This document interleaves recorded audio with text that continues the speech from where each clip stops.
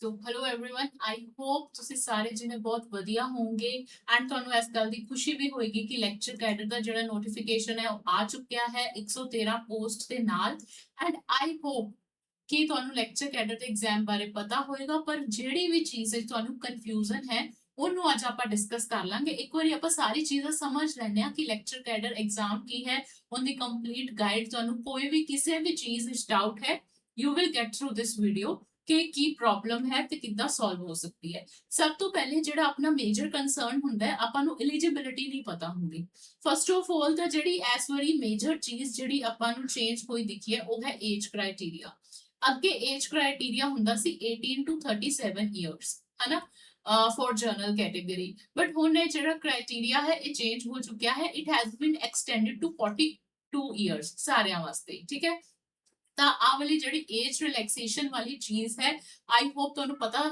ਚੱਲ ਗਈ ਹੋਏਗੀ ਕਿ that is from 18 to 42 years anyone can give this exam ਹੁਣ ਦੂਸਰੀ ਇਹ ਤਾਂ ਹੋ ਗਈ ਆਪਣੀ ਏਜ ਦੀ ਐਲੀਜੀਬਿਲਿਟੀ ਦੈਨ ਦੂਸਰੀ ਚੀਜ਼ ਹੈ ਕਿ ਤੁਸੀਂ 10th ਕਲਾਸ ਵਿੱਚ ਪੰਜਾਬੀ ਕੀਤੀ ਹੋਣੀ ਚਾਹੀਦੀ ਹੈ ਪੰਜਾਬੀ ਦਾ ਪੇਪਰ ਕੁਆਲੀਫਾਈ ਕੀਤੀ ਹੋਣੀ ਚਾਹੀਦੀ ਹੈ ਉਸ ਤੋਂ ਬਾਅਦ ਤੁਸੀਂ ਮਾਸਟਰਸ ਇਨ ਰਿਸਪੈਕਟਿਵ ਸਬਜੈਕਟ ਮਾਸਟਰਸ ਕੀਤੀ ਹੋਣੀ ਚਾਹੀਦੀ ਹੈ ਇਨ ਰਿਸਪੈਕਟਿਵ ਸਬਜੈਕਟ ਜਿਹੜਾ ਵੀ ਤੁਸੀਂ ਸਬਜੈਕਟ ਦਾ ਪੇਪਰ ਦੇਣਾ ਹੈ ਇਕਨੋਮਿਕਸ ਦਾ ਦੇਣਾ ਹੈ ਕੈਮਿਸਟਰੀ ਦਾ ਦੇਣਾ ਹੈ ਫਿਜ਼ਿਕਸ ਦਾ ਦੇਣਾ ਹੈ ਜੀਓਗ੍ਰਾਫੀ ਦਾ ਦੇਣਾ ਹੈ ਉਹਦੇ ਵਿੱਚ ਤੁਹਾਡੀ ਮਾਸਟਰਸ ਹੋਣੀ ਚਾਹੀਦੀ ਹੈ ਪਲੱਸ ਸਬਜੈਕਟ ਵਿੱਚ ਤੁਹਾਡੀ ਕੀ ਹੋਣੀ ਚਾਹੀਦੀ ਹੈ ਨਾਲ ਬੀਐਡ ਜਿਹੜੀ ਕੰਪਲੀਟ ਹੋਣੀ ਚਾਹੀਦੀ ਹੈ ਤੇ ਤੁਹਾਡੀ ਡਿਗਰੀ ਜਦੋਂ ਨੋਟੀਫਿਕੇਸ਼ਨ ਆਏਗਾ ਉਸ ਤੋਂ ਪਹਿਲੇ ਡਿਗਰੀ ਤੁਹਾਡੇ ਕੋਲ ਇਨ ਹੈਂਡ ਹੋਣੀ ਚਾਹੀਦੀ ਹੈ ਠੀਕ ਹੈ ਐਸ ਵੈਲ ਐਸ ਜਿਹੜੇ ਮਾਸਟਰਸ ਵਿੱਚ ਤੁਹਾਡੀ ਪਰਸੈਂਟੇਜ ਹੈ ਉਹ ਵੈਸੇ ਹਲੇ ਨੋਟੀਫਿਕੇਸ਼ਨ ਨਹੀਂ ਆਇਆ ਬਟ ਤੁਹਾਨੂੰ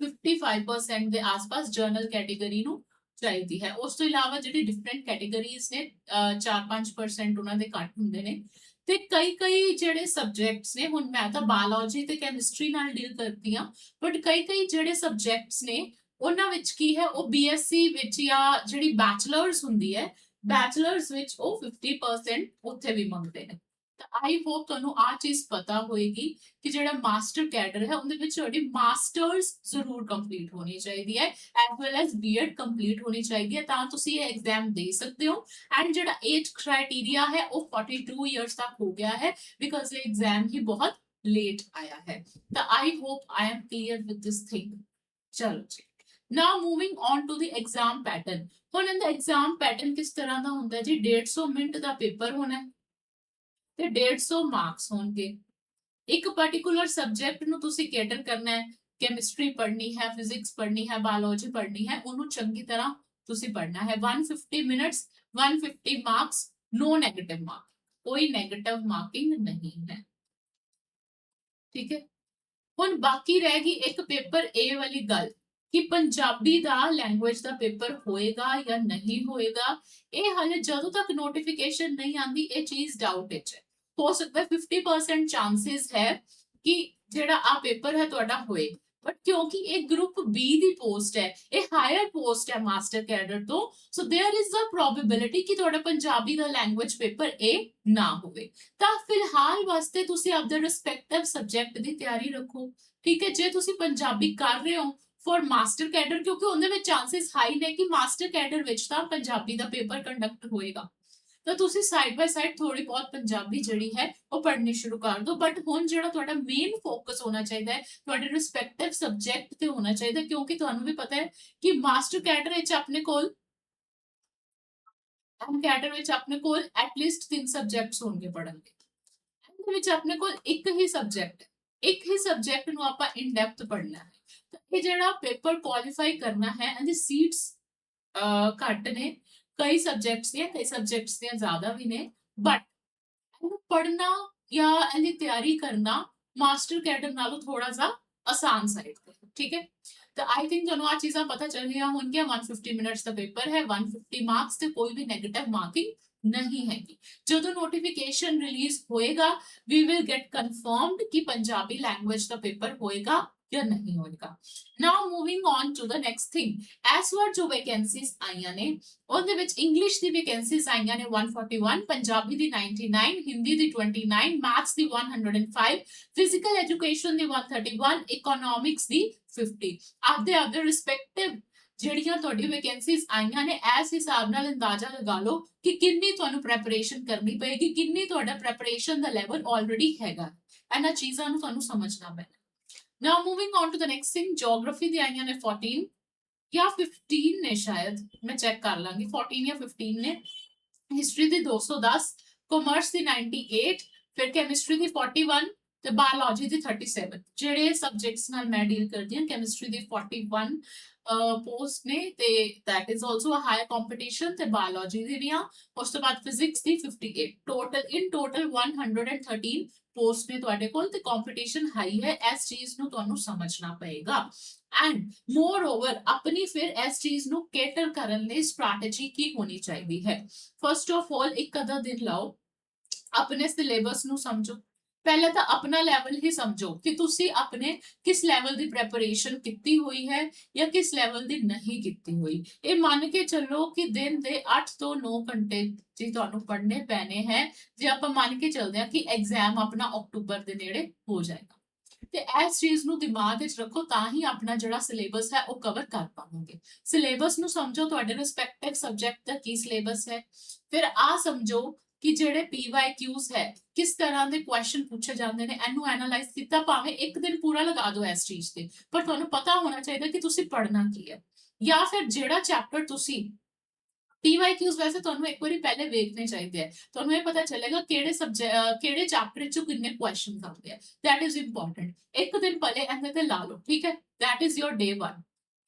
ਉਸ ਤੋਂ ਬਾਅਦ ਤੁਸੀਂ ਕੀ ਕਰਨਾ ਹੈ, ਸੈਕਿੰਡ ਜਿਹੜਾ ਤੁਹਾਡਾ ਪੁਆਇੰਟ ਹੈ, ਤੁਸੀਂ ਇੱਕ ਟਾਈਮ ਟੇਬਲ ਬਣਾਉਣਾ ਹੈ ਆਪਦੇ ਵਾਸਤੇ। ਵੈਸੇ ਮੈਂ ਆਪਦੇ YouTube ਦਾ ਇੱਕ ਟਾਈਮ ਟੇਬਲ ਸ਼ੇਅਰ ਕਰਾਂਗੀ, ਉਹਦੇ ਅਕੋਰਡਿੰਗ ਜੇ ਤੁਸੀਂ ਤਿਆਰੀ ਕਰੋਗੇ ਤਾਂ ਮੈਂ ਕੁਐਸਚਨਸ ਦੇ ਵਨ ਸ਼ਾਟ ਵੀਡੀਓਜ਼ ਲੈ ਕੇ ਆਵਾਂਗੀ ਕਿ ਇਹ ਜਿਹੜਾ ਤੁਹਾਡਾ ਟਾਰਗੇਟ ਟੌਪਿਕ ਹੈ ਇਹਨੂੰ ਪ੍ਰਿਪੇਅਰ ਕਰੋ। ਆਪਾਂ ਇਹਨਾਂ ਦਿਨਾਂ ਵਿੱਚ ਆ ਟੌਪਿਕ ਪ੍ਰਿਪੇਅਰ ਕਰਨਾ ਹੈ, ਫਿਰ ਤੁਸੀਂ ਕਲਾਸ ਅਟੈਂਡ ਕਰ ਸਕਦੇ ਹੋ।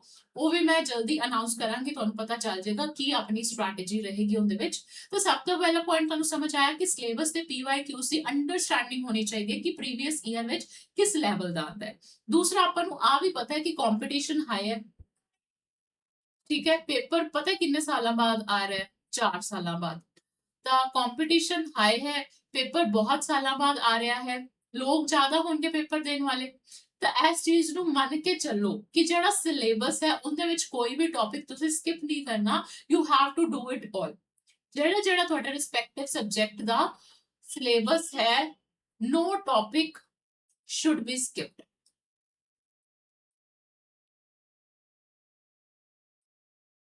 ਠੀਕ ਹੈ, ਇਹ ਚੀਜ਼ ਨੂੰ ਧਿਆਨ ਵਿੱਚ ਰੱਖਣਾ ਹੈ। ਉਸ ਤੋਂ ਬਾਅਦ ਪੇਪਰ ਵਿੱਚ ਕਈ ਵਾਰੀ ਆਪਾਂ ਐਂਸ਼ੀਅਸ ਹੋ ਜਾਂਦੇ ਹਾਂ, ਐਂਜ਼ਾਈਟੀ ਹੋ ਜਾਂਦੀ ਹੈ ਆਪਾਂ ਨੂੰ, ਤਾਂ ਉਸ ਨੂੰ ਕੈਟਰ ਕਰਨ ਵਾਸਤੇ ਤੁਸੀਂ ਜਿਹੜੇ ਹੈ ਮੌਕ ਟੈਸਟ ਉਹ ਜ਼ਰੂਰ ਲਗਾਣੇ ਹੈ। ਮੌਕ ਟੈਸਟ ਤੋਂ ਪਹਿਲੇ ਜਦੋਂ ਤੁਸੀਂ ਸਿਲੇਬਸ ਕੰਪਲੀਟ ਕਰ ਰਹੇ ਹੋ, ਕੁਝ ਕੋ ਸਬਜੈਕਟ ਹੋ ਸਕਦਾ ਤੁਹਾਡੇ ਕੰਪਲੀਟ ਨਹੀਂ, ਕਿਧਰੇ ਤੁਹਾਡੀ ਕਨਸੈਪਚੁਅਲ ਕਲੈਰਿਟੀ ਨਹੀਂ ਹੈ, ਕਿਧਰੇ ਅੰਡਰਸਟੈਂਡਿੰਗ ਨਹੀਂ ਹੈ, ਤਾਂ ਉਹਨਾਂ ਚੀਜ਼ਾਂ ਨੂੰ ਪਹਿਲੇ ਸਮਝੋ। ਕੁਝ ਵੈਸੇ ਕੁਐਸਚਨਸ ਪ੍ਰੈਕਟਿਸ ਕਰੋ ਤੇ ਫਿਰ ਹੌਲੀ ਹੌਲੀ ਜਿਹੜੇ 3 ਘੰਟੇ ਦੇ ਨੇ ਐਗਜ਼ਾਮ ਲਾਈਕ ਮੌਕ ਟੈਸਟ ਲਗਾਣੇ ਸ਼ੁਰੂ ਕਰੋ। ਇਹ ਸਾਰੀ ਚੀਜ਼ਾਂ ਬਹੁਤ ਜ਼ਰੂਰੀ ਨੇ। ਤੇ ਤੁਸੀਂ ਹੁਣ ਟਾਈਮਲਾਈਨ ਕਿੰਨੀ ਲੈ ਕੇ ਚੱਲਣੀ ਹੈ, ਐਗਜ਼ਾਮ ਡੇਟ ਕਦੋਂ ਕੋ ਆਪਣੀ ਹੋ ਸਕਦੀ ਹੈ। ਤਾਂ ਜਿਹੜੀ ਮੇਰੀ ਐਕਸਪੈਕਟੇਸ਼ਨ ਹੈ ਉਹ ਆ ਹੈ ਕਿ ਸਤੰਬਰ ਦਾ ਲਾਸਟ ਵੀਕ, ਪਰ ਇਹਦੇ ਚਾਂਸਸ ਘੱਟ ਨੇ। ਸਤੰਬਰ ਦੇ ਲਾਸਟ ਵੀਕ ਤੋਂ ਲੈ ਕੇ ਅਕਤੂਬਰ ਦੇ 3rd ਵੀਕ ਤੱਕ ਕਦੇ ਵੀ ਤੁਹਾਡਾ ਜਿਹੜਾ ਪੇਪਰ ਹੈ ਉਹ ਕੰਡਕਟ ਕਰਾਇਆ ਜਾ ਸਕਦਾ, ਬਟ ਮੋਸਟ ਪ੍ਰੋਬੇਬਲੀ ਅਕਤੂਬਰ ਦਾ 2nd ਵੀਕ ਹੈ ਜਿਹੜਾ, ਉਹ ਮੈਨੂੰ ਲੱਗ ਰਿਹਾ ਹੈ ਕਿ ਮੈਕਸਿਮਮ ਚਾਂਸਸ ਨੇ ਅਕਤੂਬਰ ਦੇ 2nd ਵੀਕ ਵਿੱਚ ਤੁਹਾਡਾ ਐਗਜ਼ਾਮ ਹੋ ਜਾਏਗਾ, ਕਿਉਂਕਿ 40 to 45 ਡੇਜ਼ ਦਾ ਨੋਟੀਫਿਕੇਸ਼ਨ ਤੋਂ ਬਾਅਦ ਦੇਣੇ ਪੈਂਦੇ ਆ।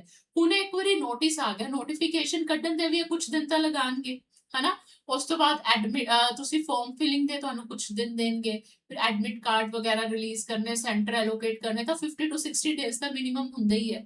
ਤਾਂ ਹਲੇ ਨੋਟੀਫਿਕੇਸ਼ਨ ਵੀ ਨਹੀਂ ਆਇਆ, ਤਾਂ ਤੁਸੀਂ ਮੰਨ ਕੇ ਚੱਲ ਸਕਦੇ ਹੋ ਕਿ ਅਕਤੂਬਰ ਦੇ 2nd ਵੀਕ ਵਿੱਚ ਤੁਹਾਡਾ ਜਿਹੜਾ ਐਗਜ਼ਾਮ ਹੈ ਉਹ ਕੰਡਕਟ ਕਰਵਾ ਲਿੱਤਾ ਜਾਏਗਾ। ਇਸ ਨੂੰ ਮੱਦੇ ਨਜ਼ਰ ਰੱਖਦੇ ਹੋਏ ਆਪਾਂ ਫਿਰ ਵੀ ਥੋੜਾ ਜਿਹਾ ਸੇਫ ਸਾਈਡ ਤੇ ਚੱਲਾਂਗੇ ਤੇ ਸਤੰਬਰ ਦੇ ਲਾਸਟ ਵੀਕ ਨੂੰ ਸੋਚਾਂਗੇ ਕਿ ਆਪਣਾ ਪੇਪਰ ਹੈ, ਤਾਂ ਉਸ ਤੋਂ ਪਹਿਲੇ ਸਿਲੇਬਸ ਮੌਕ ਟੈਸਟ ਤੇ ਕੁਐਸਚਨਸ ਦੀ ਜਿਹੜੀ ਪ੍ਰੈਕਟਿਸ ਹੈ ਉਹ ਤੁਹਾਡੀ ਹੋ ਜਾਣੀ ਚਾਹੀਦੀ ਹੈ ਇਨ ਅ ਐਗਜ਼ਾਮ ਲਾਈਕ ਸਿਨੈਰੀਓ, ਠੀਕ ਹੈ।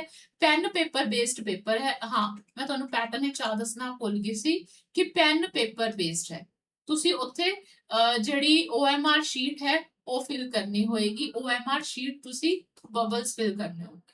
ਸੋ I hope I am clear with this thing.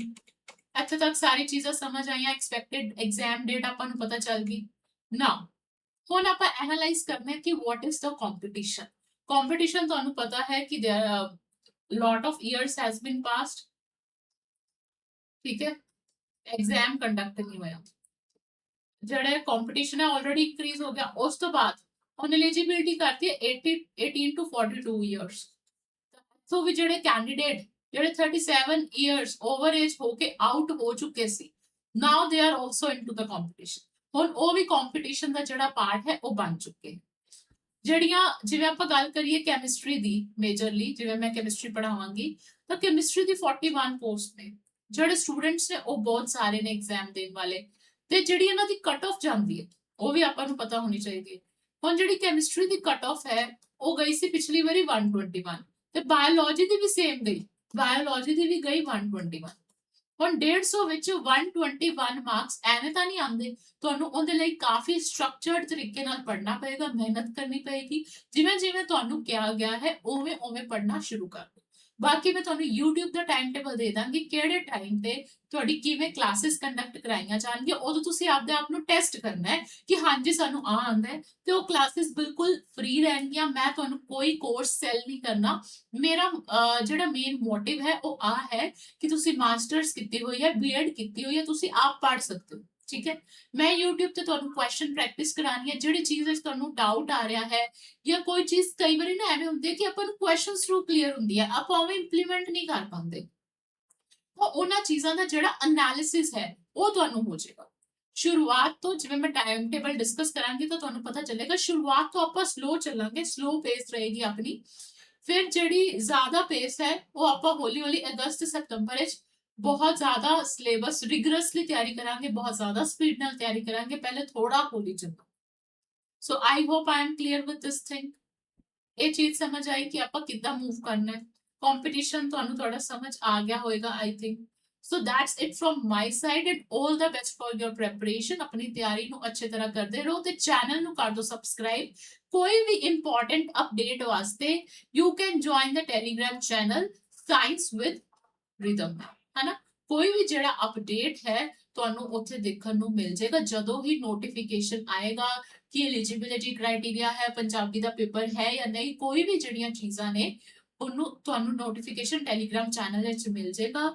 Do like the video as well as comment down। ਜਿਹੜੀ ਵੀ ਤੁਹਾਡੀ ਕੋਈ ਵੀ queries ਨੇ, ਕੋਈ ਵੀ questions ਨੇ, you can ask me down in the comment section। as well as ਤੁਸੀਂ ਕੀ ਕਰਨਾ ਹੈ, channel ਨੂੰ ਸਬਸਕ੍ਰਾਈਬ ਕਰ ਦੇਣਾ ਹੈ ਤੇ ਵੀਡੀਓ ਨੂੰ ਕਰ ਦੇਣਾ ਹੈ like. So that's it for my side. Thank you so much.